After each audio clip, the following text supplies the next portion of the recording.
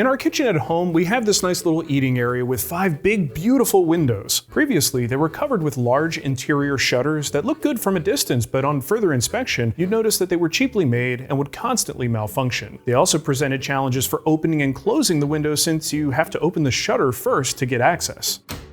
So I knew that I wanted to get rid of the shutters, but what would I replace them with?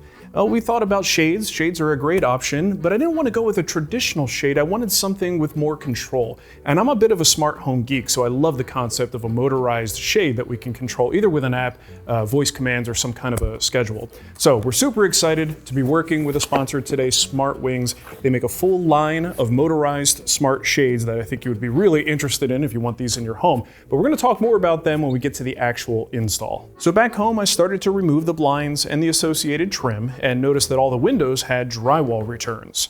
Now, my plan is to install new casing around the window, and with that drywall return there, I guess the easy way to do this would just be to put the new casing up and not worry about the drywall.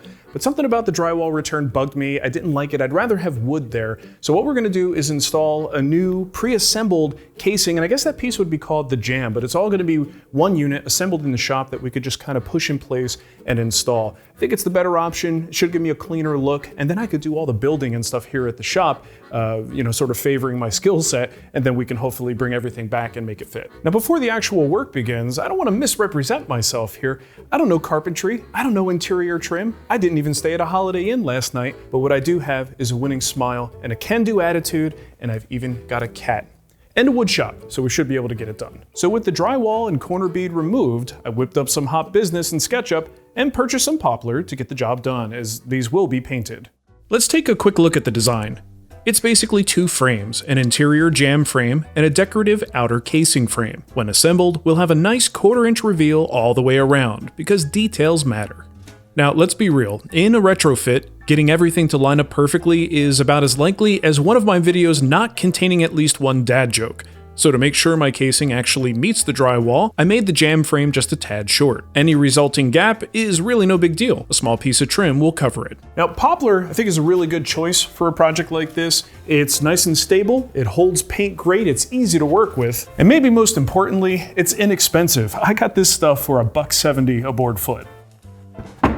Now, breaking this project down was a bit intimidating because I wanted to be conservative with my material usage, so I called in some backup. That's my buddy Jason. Not to be confused with my brother-in-law Jason. Maybe we should call this one Jason 2.0.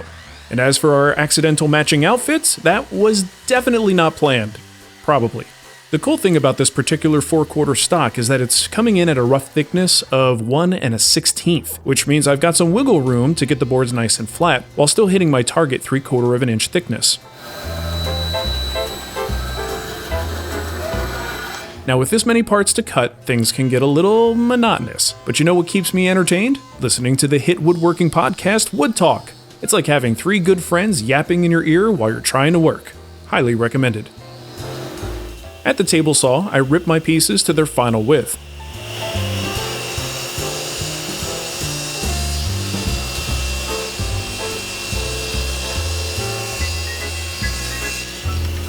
Fun fact, my casing pieces aren't all the same width. Since the windows are so tall, I decided that the top and bottom rails would look better if they were just about a 1/2 inch wider than the vertical styles. It just gives it a more balanced and intentional look. This is common in tall doors too, like the ones that I built for Nicole's closet.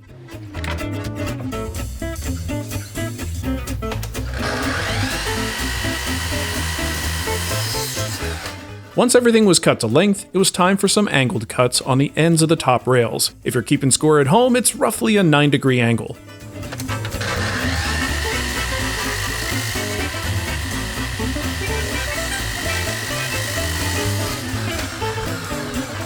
Now it's time to assemble the jam frame. Super important step. Double check the measurements. If we don't get this outer dimension right, the installation will be miserable. Assembly is straightforward, but joints with glue and some 18-gauge brad nails. And keeping things square is pretty key, so I'm going to use these handy little square doodads. Of course, let's not pretend that every framed opening in a home is actually square, but I checked mine and thankfully they're mostly square. I also undersized my frame just a little bit so that even if things are slightly wonky, my pre-built frame will drop right in without a fight.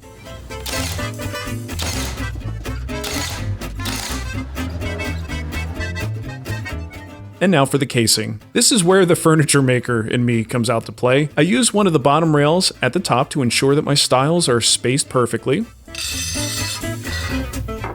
I then check my overhangs, mark for dominoes, and get to work. One of my pet peeves is trim that separates over time. That just won't be an issue here.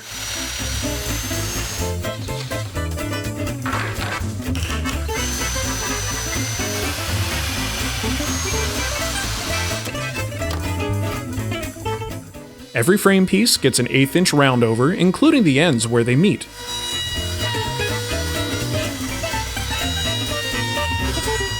The visible corner of the jamb frame also gets the same treatment. And time for a glue up. There's something oddly satisfying about using a teeny tiny hammer to tap in dominoes. It's the little things. Now for something that's not tiny, my massive 82-inch parallel clamps. I only use these a couple times a year, but man, when I need them, I'm so glad to have them. Any glue squeeze out is cleaned up immediately because dried glue in a joint is a crime against humanity. To attach the casing to the jamb frame, I run a nice bead of glue all the way around.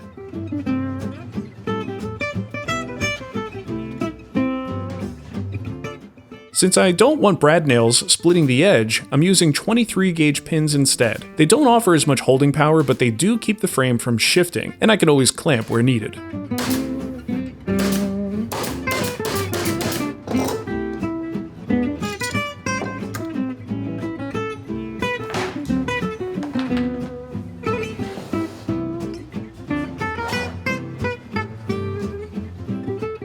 One pre-assembled unit down, 4 more to go.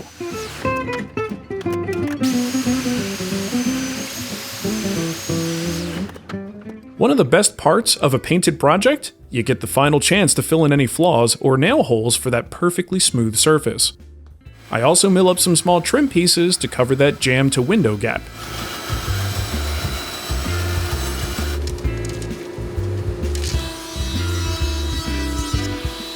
Since I happen to know my exact interior dimensions, I can cut the miters here at the shop. And finally, it's time to bring these bad boys home. My original plan was to test fit each frame and then bring them back to the shop for painting. That did not happen.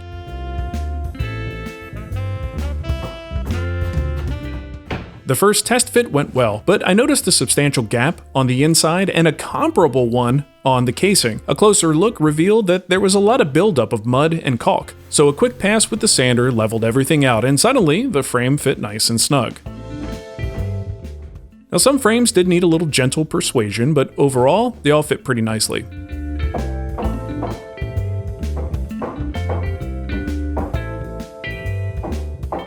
At this point, I realized that installing the frames first and then painting in place was going to be the way to go, especially since it's absolutely freezing right now and there's no way that I could spray paint in these conditions. I installed one strip of trim to test the look. Type-on speed set is my go-to for this. It grabs fast, and with a few 23 gauge pins, it's locked in.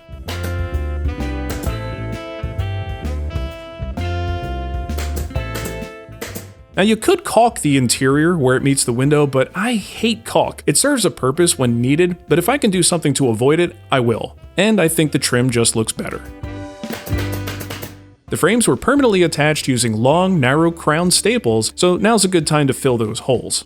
And this is when I had a bit of a common sense epiphany. Pre-painting the trim pieces before installation would save me from having to cut in later with paint, so I primed and painted them separately. What are you doing? I like painting. Yeah, I know you do. Remember when I always wanted to help you? Yep. I'm like begging.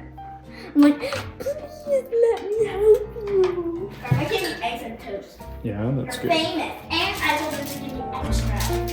Okay. This is one stick of chocolate. I love how melty it is. Melty is delicious. I think this is the part of the project that really requires the most patience. Each coat of paint needs a good amount of time to dry, and I really want to do this install and just kind of get this thing done. But I have to keep reminding myself that we waited months for this project to happen, and we'll enjoy it for decades. So what's a couple more days devoted to doing the job properly for the sake of better results? I did end up sanding the primer coat with 320 grit just to make sure that the surface was absolutely smooth for the paint. I really did a good presentation. Good, because our 9 and 13-year-old are very hard to impress. And once everything was dry, I installed the painted trim.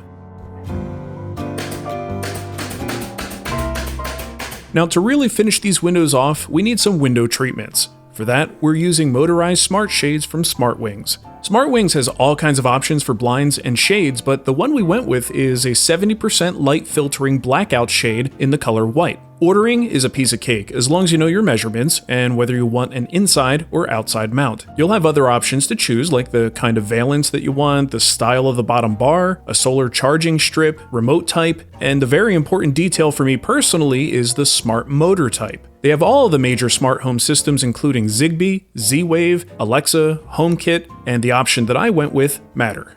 The box contains instructions, the remote, some screws, a charging cable, the solar strip, and the shade assembly. Installation was super easy with just 2 brackets.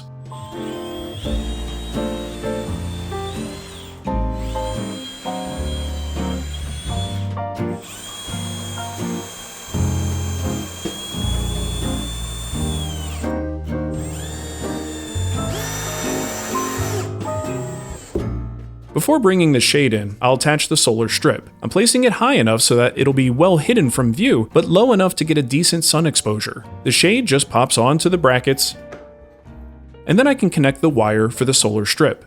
Setup and calibration is pretty straightforward. You can set the upper and lower limits to your liking, and in my case, I want the shade to always hide that solar strip. The lower setting happened to be dead on.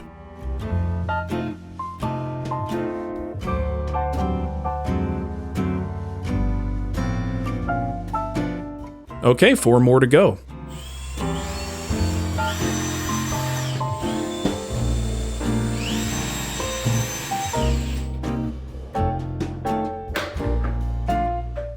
Now I'm actually programming the remote as I go. The remote can control up to 5 shades, which is perfect for my setup. Each shade can be controlled independently.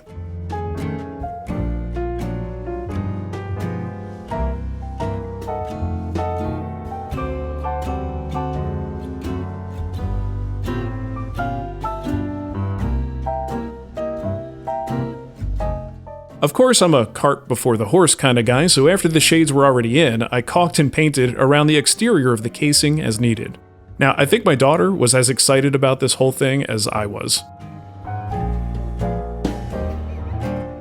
So here's the best part. First thing in the morning, the sun blasts through the side window. I've got a routine set that allows someone to have breakfast without burning out their retinas. So the first 4 windows are set to 75% open and the sunny window is set lower. It blocks the sun, but still lets a little bit of light through. Later in the morning, the shades will open to full, giving my plants the sun they need. And of course, I can do whatever I need through voice control. Open kitchen shade 3 to 50%. I love it. So thanks to SmartWings for their help on this project, and thanks to you guys for watching it all come together. We just couldn't be happier with the results. Abby is thrilled that she can still stand guard, protecting the house from squirrels, and the whole family is happy having a little bit more privacy again in our kitchen. Take care, everyone. Are you gonna take a video? I am taking a video.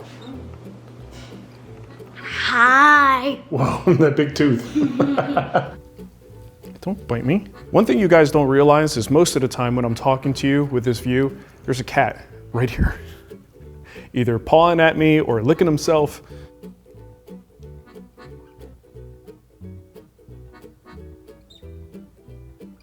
You looking for me?